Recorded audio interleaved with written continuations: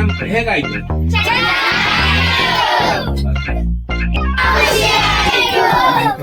ಸ್ವರೂಪ ಬೇರೆ. ಸ್ವರೂಪ ಶಿಕ್ಷಣ ಪಡ್ಕೊಂಡವರು ಅದೃಷ್ಟವಂತ. ನಮ್ಗೇನ್ ಬರೋದಿಲ್ಲಲ್ಲ ಅದನ್ನೆಲ್ಲ ಕಲಿಬಹುದು. ಜಗತ್ತಿಗೆ ಸವಾಲ್ ಹಾಕಿ ನಿಂತಿದೆ ಸ್ವರೂಪ, ಒಂದೊಮ್ಮೆ ಬಂದು ನೋಡು ನೀ ಆಗ್ತೀಯ ಅಪರೂಪ.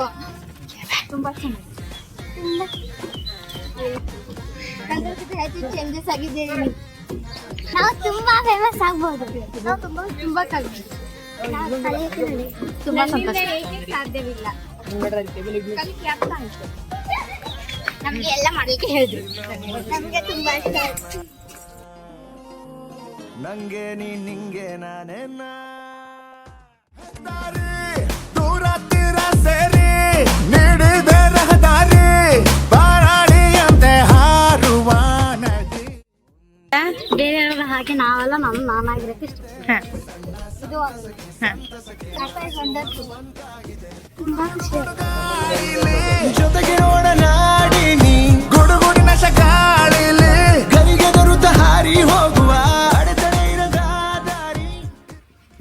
ಮೋಜಿನ ಜೊತೆ ಶಿಕ್ಷಣ ಮತ್ತು ಸಂಸ್ಕಾರಗಳನ್ನು ಎರಡನ್ನೂ ಕಲಿಯಬಹುದು. ಸ್ವಲ್ಪ ಶಿಕ್ಷಣ ನಮ್ಮ ಜೀವನ ಬದಲಾಯಿಸಲು ಒಂದು ಅವಕಾಶ ಅಂತ ಹೇಳ್ತೀವಿ. ಇದರಿಂದ ನಾವು ಸಾಧಿಸ್ತೀವಿ ಅಂತ ನಮಗೆ ಧೈರ್ಯ ಬಂದಿದೆ. ನಮಗೆ ತುಂಬ ಹಾಗೆ ತಿಳಿಸ್ಬೇಕು. ಎಲ್ಲರೂ ಸ್ವರೂಪ ಜಾಸ್ತಿ ಸೇರಿಕೊಂಡ್ರೆ ನಮ್ಮ ದೇಶ ಭಾಳ ಅಭಿವೃದ್ಧಿ.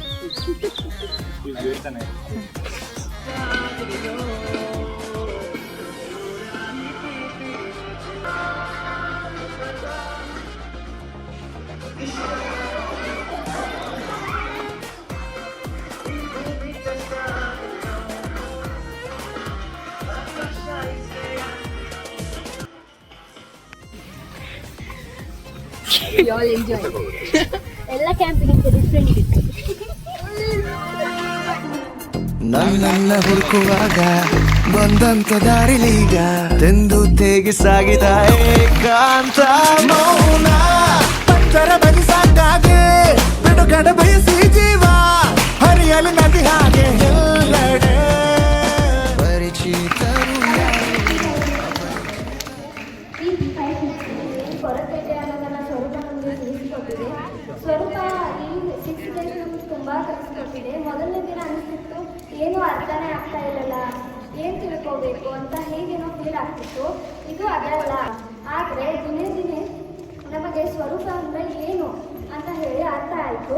ಸ್ವರೂಪ ನಾನು ಇಲ್ಲಿ ಬಂದು ತುಂಬ ಕಲಿತಿದ್ದೇನೆ. ಅಕ್ಷರಗಳನ್ನು ಹಿಂದಾಗಿ ಬರೆಯಲು ಕಲಿತಿದ್ದೇನೆ.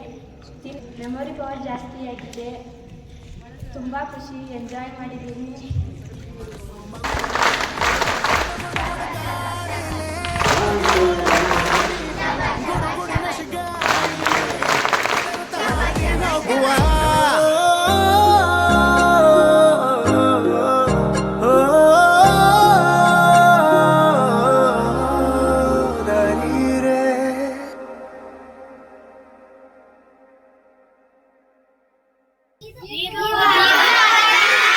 ಹಾ ಸರಿ.